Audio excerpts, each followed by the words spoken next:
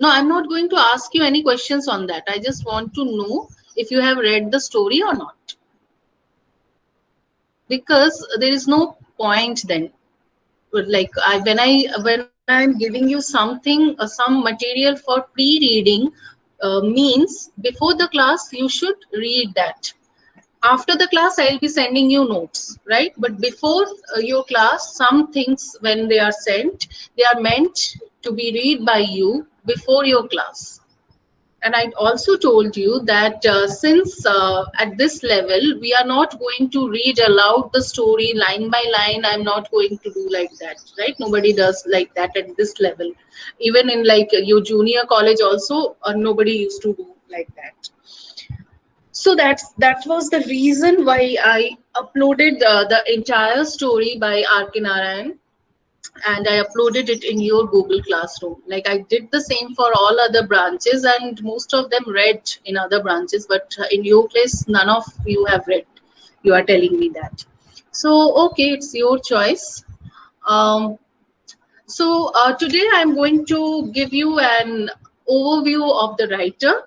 Then I will summarize the entire story. If you have not read, then please do read the story, because unless or until you read the story, then you will not, or you will miss out the essence of the entire, story, because there is no point. In the summary I am going to discuss about the situations and the things which happened, but the exact dialogues and all those things will be missed out if you are not reading the story. Fine. So I'm going to present the screen before you so that you can have a look at the story right now, and simultaneously I will be discussing about this particular story.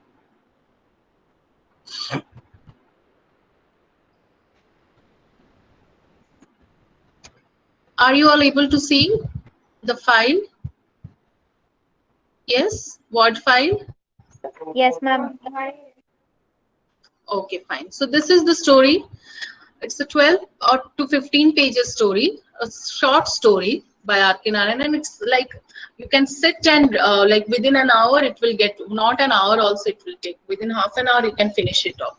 Like, and I already mentioned that he makes use of very simple language. He talks about simple people, simple language is there, and just you have to enjoy the entire story. So read that. So whenever we read any literary or read or teach any literary text or any portion of the literary text, that time it's a compulsion to know about the writer, right? Whenever, like whether it is a poet, whether it is a poem or a novel or a short story, you should know or you should have some knowledge about the writer. Now, R.K. Narayan, about R.K. Narayan, in my last class we discussed, I asked you who all know about him. So few of you, or you said that you know about him. Like you remember Malguri days, most of you, if not his name, but all of you, most of you remember or know about Malguri days, right? So R.K. Narayan was born on 10th of October 1906 in Madras. So he belonged to the South India. He was born in Tamil Nadu in the city of Madras. And I'm not going into detail about what his father was and mother was, but just a brief description of his writing career. Okay. So he's an Indian, or he was an Indian writer in English, right? Indian writer in English. And uh, I think he belonged to that particular group of writers where actually from where the Indian writing in English started. And see, before that, there are different genres of literature, right? And there are different, even English literature is divided into different parts and or eras, you can call it. Similarly, different like Bengali literature or Tamil literature, every literature is divided into different parts. Like based on their history. Now, Indian writings in English came lately in the late 1800s and 1900s. It all started. Before that, it was not like that. We didn't have writers. We had a lot of writers, right? Munshi Premchand wrote a lot in Hindi and Awadhi also, and you have Rabindranath Tagore, Sharat Chandra Chatterjee. They all wrote in their mother tongue, but majority of their works were in their mother tongue, and they those texts were translated, and then it was translated into English. Then we used to read that. But many of them that time also they wrote or composed some poems or some other texts, but they were very less. So we cannot call that era to be and to be the era of Indian writing in English. It is all started lately and mostly with R.K. Narayan. We can say like he basically he popularized the entire thing. Unless it becomes popular, then nobody will acknowledge it. Right? That is the truth. So he's an Indian writer in English, and he was popularly known for his works set in the fictional South Indian town of Malgudi, right? Malgudi Days, we call it. Um, he was a leading author of early Indian literature in English. He essentially highlights the social contexts and everyday life of his characters. That's the beauty of his writing. You can relate to any one of his characters, the dialogues which they say. Like every day we say something like maybe some or the other relative of ours, or we make use of those dialogues. So that maybe that is the reason why his work is so popular, and every work of his will end with a strong message. It's not that it's a very lightweight stories and the language is very simple, so it doesn't have it won't have any meaning or message. No, it will have. Okay, and it has. So he published or his first published novel was Swami and his Friends. Again, a very popular novel, right? And he wrote that in 1935, and he won numerous awards during the course of his very long and illustrious literary career. His first major award was in 1958, the Sahitya Akademi Award for the classic novel The Guide. Now, the Guide is different from, I won't call it a novel where we have simple characters and everyday. Though his characters are same, but still it is a little complex novel compared to the others. The Guide. Okay, but now this novel won him the Sahitya Akademi Award. So these are his major works. So when we say R.K. Narayan, we remember The Guide, the Swami and his Friends, and Malgudi Days, of course.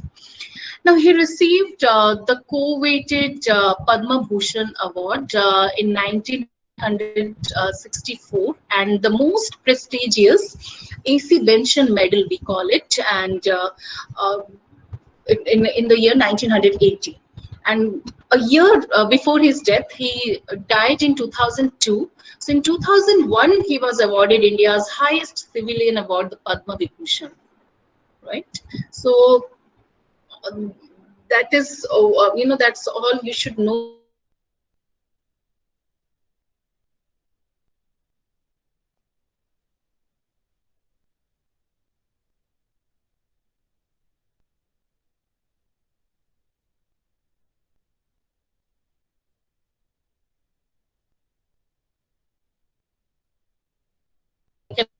about R.K.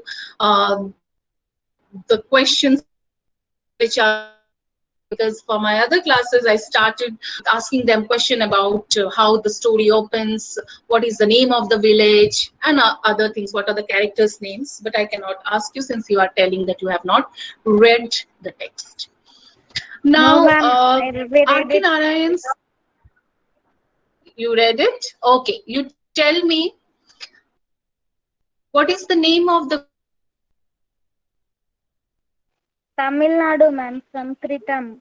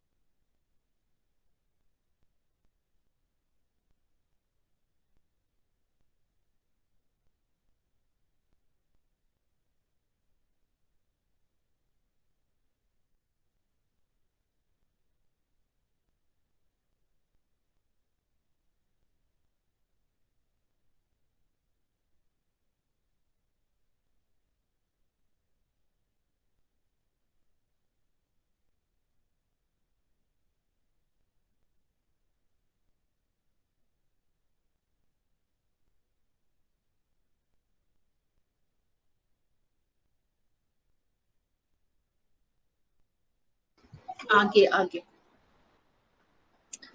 Sorry, I lost connectivity, I think. Okay. Now, who is going to tell me the name of the village? Like the story opens with the description of a small village, like fictional village. What is the name of that village? Kritan, ma'am. District in Tamil Nadu. Very good. Yeah, Kritam. And what is the main character's name? An What's old the, man and a foreigner. I don't know his name, ma'am. yeah, there are two characters, the foreigner. And what is the name of the old man? Muni. Muni, right? Was he a rich zamindar or what? What type of man was he? Like Poor, ma'am. Poor. poor. Okay, okay. Does he have children or spouse? Yes, ma'am. A spouse and Mm. goats. Okay, a spouse and two goats and no children, right? Okay, fine. From where? Which country the foreigner was?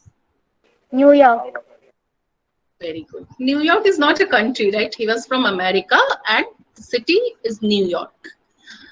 Okay, fine. So, which means at least few of you have read the story. So, I'll just summarize the entire thing. But summarizing doesn't mean that I won't be discussing the important things. Everything will be discussed. Just line by line, I'm not going to read and explain. Okay. So let me just present the story before you. All of you already have this story. Even you can open your own Google Classroom and you can open this particular file. But for you all, I'm just opening, keeping it open. Okay. One second.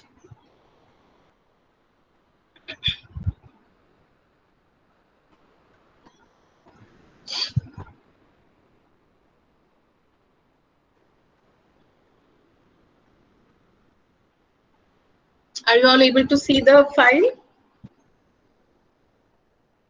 Yes, ma'am. Okay, fine. Uh, so, R.K. Narayan's short story. Okay, it is a short story. A Horse and the Two Goats. Is set in a fictional small Tamil village named Kritam. In the beginning of the story, we find a description of the village, right? And there lives Muni along with his wife. Now, there is a beautiful, not a beautiful description, but a good description of the village from where we get to know certain things, right? It is being said that the village consists of less than 30 houses, so which means it's a small village, mostly made up of bamboo thatch, straw, and mud. So it's I think it's a village of not so affluent people, right? Mainly like ordinary lower middle class people used to stay there. Now there used to be one house, only one house called the big house. Remember students, like you often get this question, what do you mean by the big house? So there you need to describe it all, right? Except that one big house, there were or the other 29 houses were all small houses made up of bamboos, thatch and other muds and other things. Now this big house, which belongs to the village chief, was the only house which was made up of brick and cement, right? So though Muni owned, after the description of this village and the houses, now the story is basically about Muni and his two goats and the foreigner, right? So we get to know about Muni. Now, it is being told that the Muni owned a herd of 40 sheep and goats, right? He used to have 40 sheep and goats, but presently he is only left with two goats, which shows that earlier he was in a better position. But I think we can see for every story some that is the beauty of literature, you can call it. See, it's not an essay, right? So any story or any poem, whenever you will read, you will find that some things are told, some things are not told. The not told things you can comprehend in any way. It is up to you. It is left to the readers. You have the choice, the freedom to comprehend in any manner. So things which are not told in the story, but still you get a question, or you get a question in your mind, then you have to think about it. And see, you have the freedom doesn't mean any random thing you will just comprehend. Based on the story, you have to give a good comprehend analysis based on, and that should be like a critical analysis you have to give based on the facts which have been shared in the story. So here also, what we assume is that gradually maybe he has sold one by one all his herds, and presently he has only two goats. So this further tells us about his condition, right? Now the story takes place in one day, right? Only in one day the entire uh, events and the big event takes place in Muni's life. Now, on the day of the story, Muni takes his usual breakfast, right, of a handful of millet flour, and then shakes down, and then there is a description of what they usually have.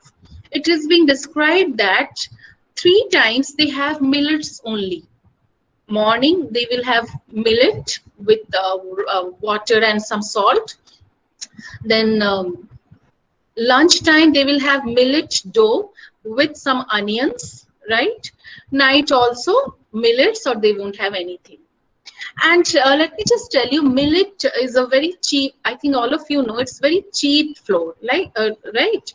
It's much more cheaper than your rice and your atta, whatever we have nowadays.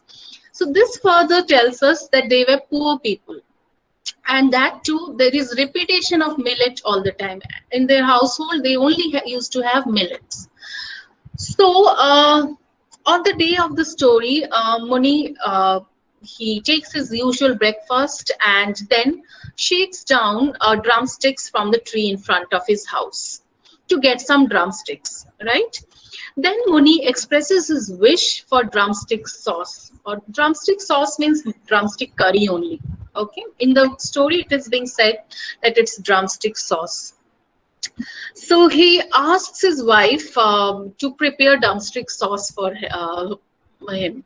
You know, every day they are having the same thing, which shows that even a simple one veg curry also they couldn't use to afford, because they didn't have the ingredients like turmeric, cumin powder, and all those ingredients which should go into a curry. You can imagine the condition further why he was poor, or how you can make out that he was poor. Then his wife said that she is ready to prepare the sauce, but he must go to the shop in the shop to fetch some groceries, right, and other stuff, so that she can prepare the curry. So he goes to the village shop and makes all efforts to get things in credit, but fails. And there is I think 2 to 3 pages description is there, right? When he goes to the shop, and how Muni, though he's an old man, how he was lying about his children who are supposed to visit, and all those things he was just going on telling. But the shopkeeper was smarter.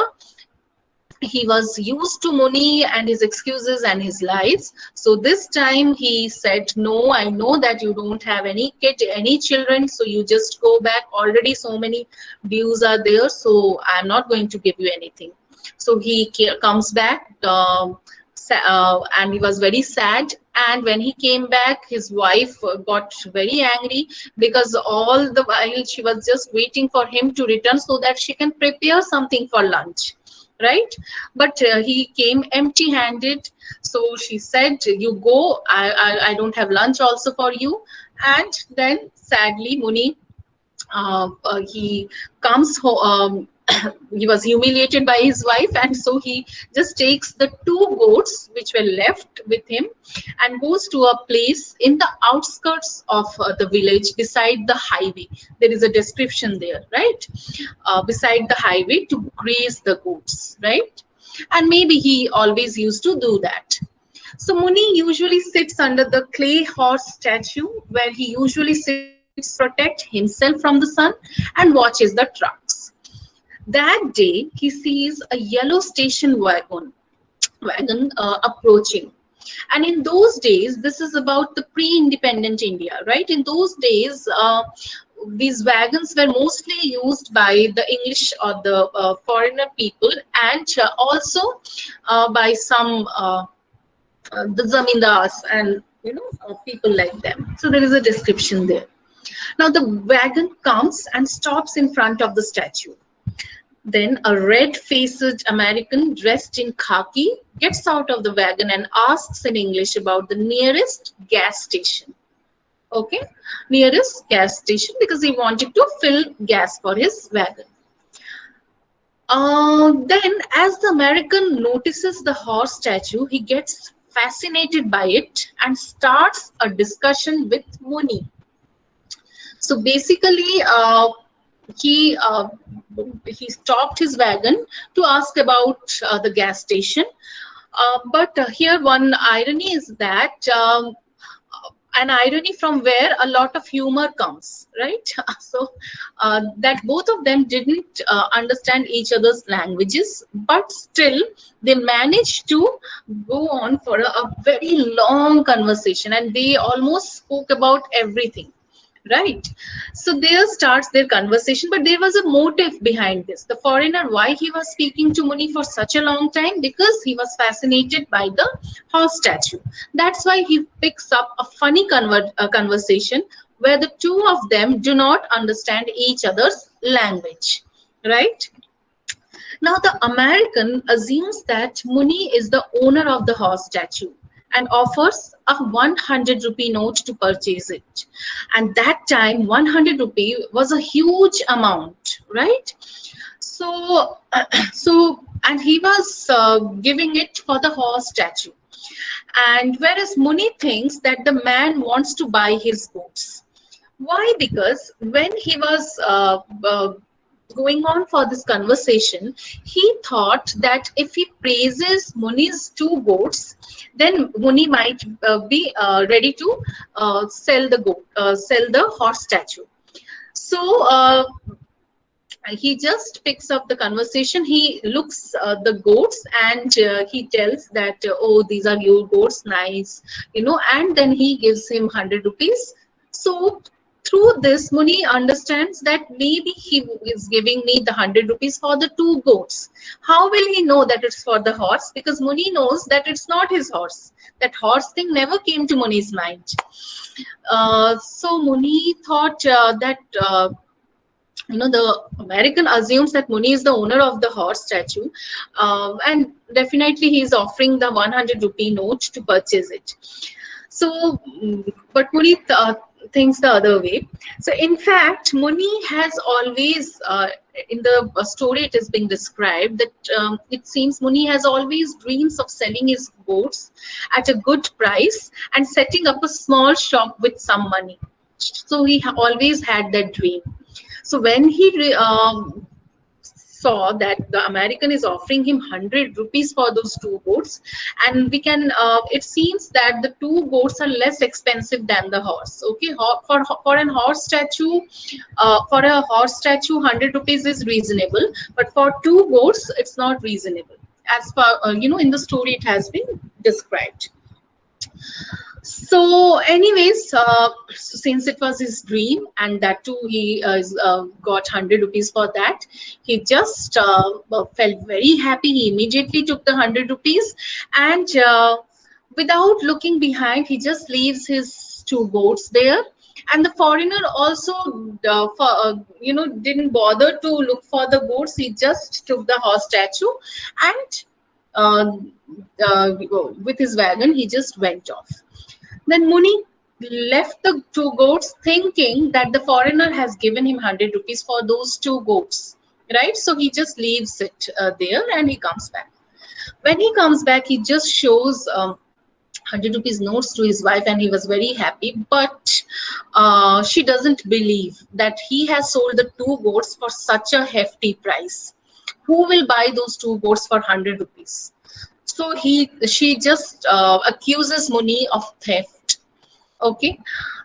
Then that argument was going on, and by that time, her belief of Muni stealing the money gets even stronger when the two goats return home soon afterwards. Muni left them, but the goats knew the way, right? So you must have always seen that how the cattle and the herds of the people, they know the roots always where they belong to. They, even if you will just keep them anywhere, they'll eventually they will come to the correct house, right? So same happened with the goats also. They return home immediately after Muni, and the story closes there. When the wife opens the door, she finds the two goats. Okay, so it's left to us that like Muni ultimately got 100 rupees. He also didn't have to sell the goats. He has his goats also, but only one irony is that her wife, his wife. Could not believe him, and further her belief of Muni stealing the money gets stronger when the two goats return home soon afterwards. Okay, so that's how the story ends. And so story about the simple man called Muni, an old man, and the two goats, and how there are a few things which are very important as far as the story is concerned. First thing is that the description of the rural India or the rural village, then the livelihood of the old man, then the conversation between the American and Muni is also very important from exams point of view, I'm telling you. And then the irony at the end, how the story ends. You need to tell what you feel about the story, how you can conclude the story. So these are the few. This was the story, and the few important things which you should keep in mind after reading the story. See, everyone will have their own interpretation. I have this interpretation. You might have something else, so it depends, right? But it's a simple story. The writer hasn't kept many things hidden, right? Only the last part is just left to us for any kind of conclusion. Okay, so any doubts with regard to the story? I don't think so, right? Okay, so let me just discuss few questions with you, and also let me just tell you how usually you get questions from the reading section. Okay, let me just share my the notes with you, which I'll be sending you by today evening.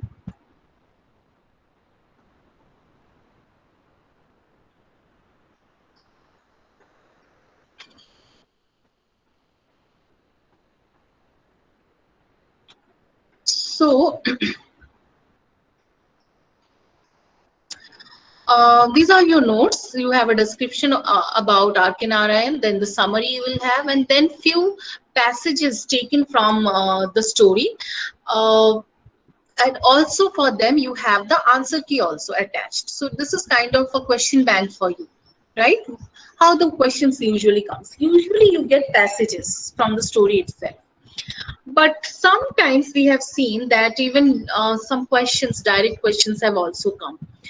But most of the time, as far as your internals are concerned, we can assure you that you are going to get passages. But as far as your externals are concerned, we never know what you will get. But we are supposed to give you passages only.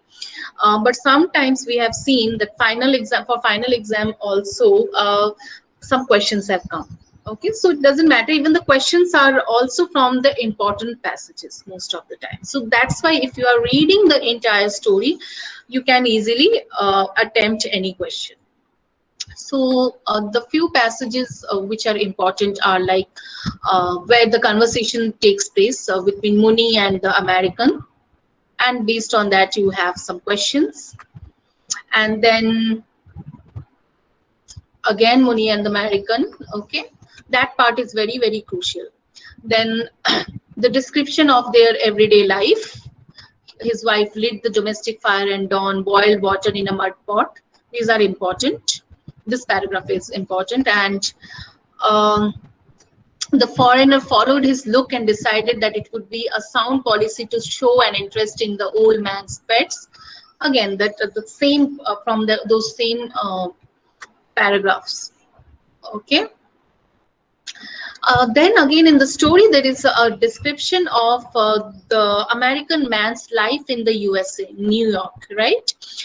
Where he tells that um, he has the best home in the USA, and he has bookcase. There's that description of his house, and he also describes about his partner Ruth. We suppose that she is the wife of the American. All these things he discusses with Muni. Okay, so that part is also crucial. Now you can see here sometimes you get a question like this: give the synonym of pile. From the story you should give the synonym of pile. Or sometimes you see, give the meaning of the word fascinated. Okay, sometimes you get true and false questions also. So for everything you should be ready, that anything from the text you can expect as a question for your exams. Right then, any doubts, any queries? Yes, clear enough? Okay then. Shall I take your only one absentee I can see here?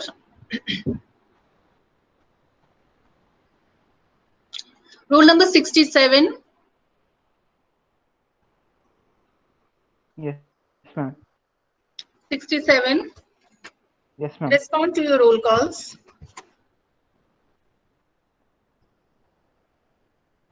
Yes, ma'am. 67. 69. I am going to take random attendance like this. Okay. Roll number So 69, if, ma'am.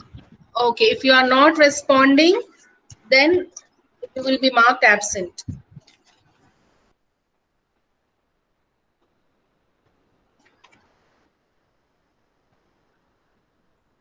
Roll number 78.